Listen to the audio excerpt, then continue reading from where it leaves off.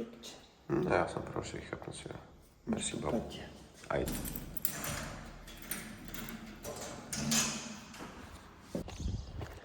Йо, бро. Саша на хоризонта. В момента съм в студентски град. Отивам на НДК Праскари. Знаеш, че това може да се окаже, че ще е първия дълъг влог за YouTube. Ето го Крис, който има желание да стане телевизионна звезда. Да. Се стана да ще блъсне колата Сашко.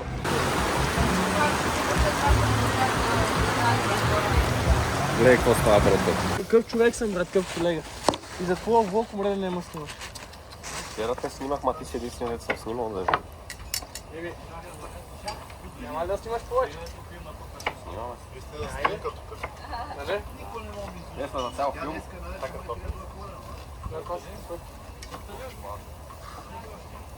Грешната страна дойдох. Ще му удари как стана ти в глава.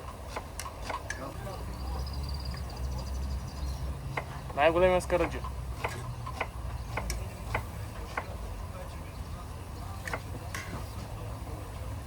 Е, малкия Саши.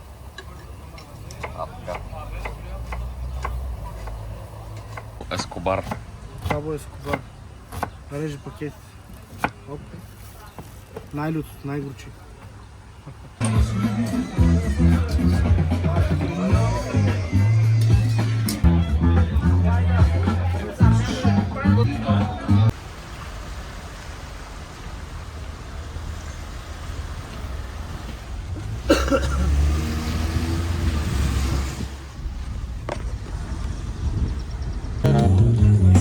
Имам мисия да дам телефона на Сашо и Red Bull. Намираме се на фестивала на виното.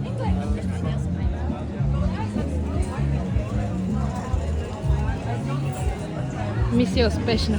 Браво. Опа, извинявам. Йо, бро. Ето го влога с Веско. С Веско, брото. Стигнахме до финала 50 секунди по-рано, но всичко е наред. Ето още един влогър нагоре държи чай и аз така. Миналото не го влогвах, тук ще има пълен влог, си да не ми падне батерията.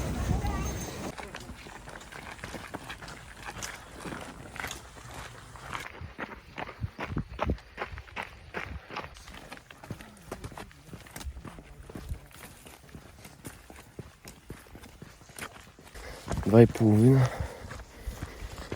Идеята е следната.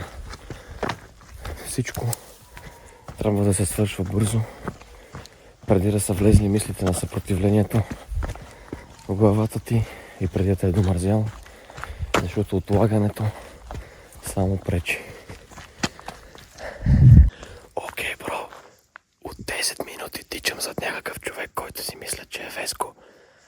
И какво да видим? Някакъв бати скъпия комплекс. Окей, тук има някакви американски хамари, доджове, работи. Я гледай рамове, джипове, това онова. Е тук. Насам. Комплекс. И какво да видим? Бати кичо. The world is yours пише.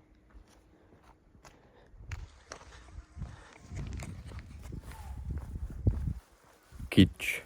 Но... Чакайте, сега ще покажа. Ето ги рамовете, по-отблизо. Ето го доджа. Но мен доджовете и тези коли не ми харесват, понеже изглеждат малко пластмасови. Според мен лично. Американските, ето го Поршето. 911. Виж го какво е готино.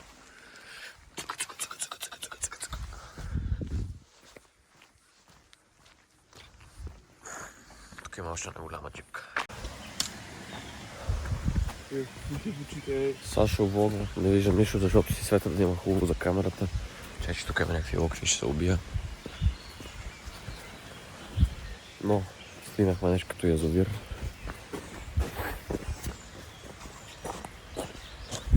Мисля, че се научих да спа прав като войник, което е добре. Веско, как се справих? Как се справих? Кое бе? С спането като войник. Добре, че бях там. Мисля, че половин час спах ходейки, което е много добре.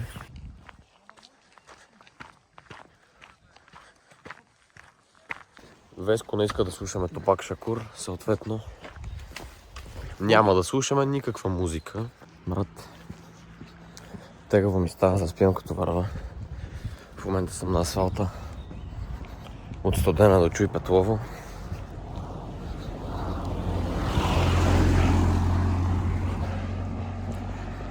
Пуснах Веско да ходи напред. Че аз нещо заспивам, докато ходя по този път, просто по асфалта направя линия. И спирам по-често да сядам и да ми се отспива. Това е за сега плана. Да избутаме да Чуй Петлово. Там се починем малко, надявам се да има някакво кафе, нещо, зелен чай да пия черен. Здравейте, братя! Отказва се, че след бедствия по цимента ние с Веско сме час и половина преди контролно време, което означава, че се движи много добре. Мале, бро. Изпих 2 кафета. Сега на пункта. И чукай на дърво. Съм бати пушката за сега. Направо ми се дотича. Дотича ми се, брат, ние последните 5 часа ходим. Последните 5 часа от 3,5 насам ходим. Сега е 9, сега е 10. И само ми се дотича.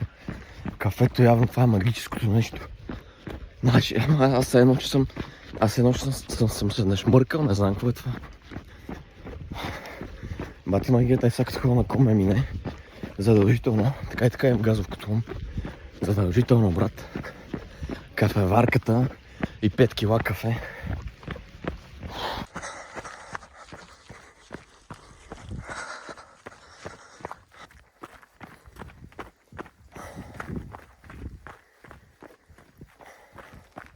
Както бяхме час и половина преди контролното време на Чуй Петлово, така в момента 12:30 и аз се опитвам да хвана контролното време на Ярлово, защото съм по някакъв път на паси слънцето и имам половин час, горе-долу 4 км. Ще видя дали ще го хвана и ако го хвана, ще видя докъде ще стигна след това. Но това е положението общо взето. Веско остана назаде. Ще видим дали той ще го хване. И така, бро. Трябва да се правят мъжки неща. Така че потичаме малко. Труден е живота. В момента съм кацан от мухи на най-зверския пек. По средата на нищото, на майната си. И имам още 12 км по този пек с моите приятели мухите. И няма хвана контролното време на плана, защото няма как за 1 час да мина 12 км. Освен ако не стане нещо. Я гледай какво е хубаво небето обаче, но трудностите са хубави. Единственият начин да направиш нещо и ти да се отличиш пред Господ и пред останалите хора и пред света със своите действия и заслуги и да станеш някой съградил повече и спомогнал повече общо за човечеството и за човешкия дух, няма как да стане без огромни космически количества труд и усилия. Те са градивните блокове на абсолютно всичко.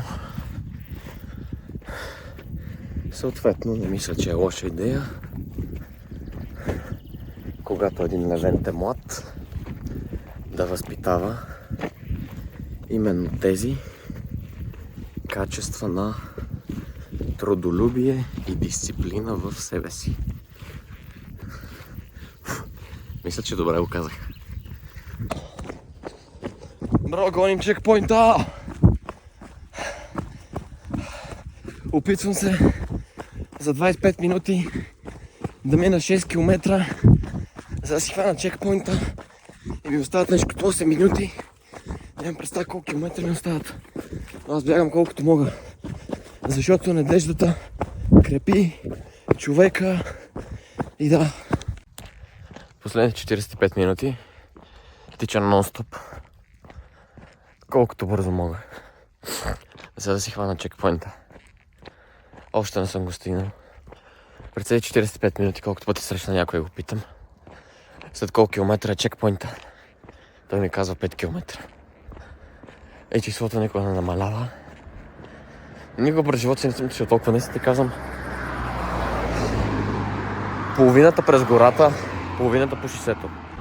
И след като тичах половин час през гората и надолу през селото, колкото бързо мога, нагоре и надолу. През цялото време беше ето така. Когато го направих това, накрая стигнах до някакъв до съдията. Питах къде е чекпоинта. Пропуснах ли го? Изпуснах ли времето? Той каза на 4 км надолу. Бягай по шосето. И последните 15 минути съм бягал по асфалт, колкото сили ми държат. В момента е 3:20, се движа от 15 часа и 20 минути. Поем отговорност, не се подготвих достатъчно добре. Минаха миналата година, подцениха, нали знаеш, като си млад. Е много лесно да подценяваш неща, понеже си мислиш, че светът ти е в нозете. Подцениха, не се подготвих достатъчно добре, не се екипирах достатъчно добре. И още по-важното, не предприех нужните мерки. 3 дена преди това и за последните 2 седмици не съм се спирал. Имам маратон. Как очакваш, аз примерно 8 часа съм отишъл на НДК. Бачкал съм не 12, не 14, бачкал съм 15 часа. След това съм отишъл до Бояна и съм се преобличал в автобуса за състезанието. И съм бил там 50 секунди преди старта. Нали? Организма си има лимити. Домързяме на 10-я километър. На 30-я се изморих. На 45-я наистина се изморих, бро. Наистина се изморих. Но от 20-я километър някак ме болят краката ужасно. В момента тичах 45 минути без да спра. На 65 плюс километра за 15 часа.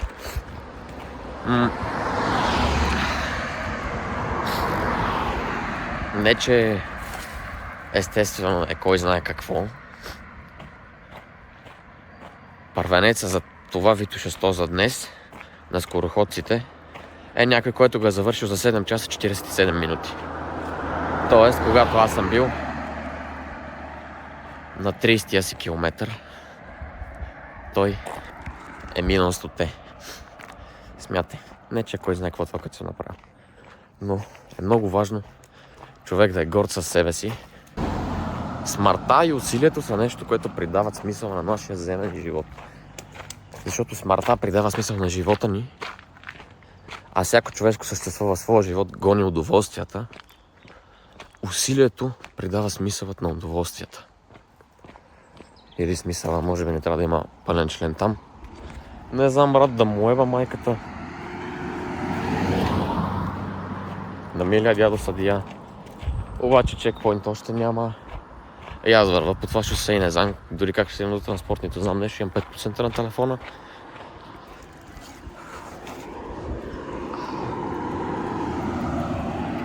И треперя целия. Буквално треперя целия.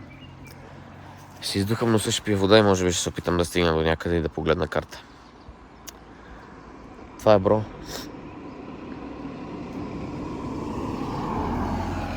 Очаквай още влогове, защото когато човек има желание, света му предоставя много възможности. Когато има желание